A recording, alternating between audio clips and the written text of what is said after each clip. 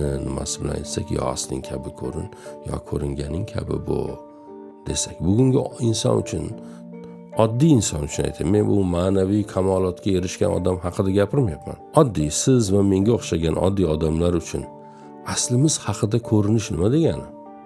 Aslimizda qancha axloqsizlik bor. Uni qanday bo'lsa shunday ko'rsatishdan uyalmaslik kerak bo'ladi. Biz aslimizni va aslimizdagi xatolarni qo'rqmay boshqalarga taqdim qilish jur'atiga ega bo'lish bu axloqsizlikdek ko'rinadi. Qanday qilib biz bugun aslimiz haqida ko'rinamiz? Aslimiz qanday bo'lsa shunday ko'rinamiz. Aslimizdan ko'nglimiz xotirjammi u qadar?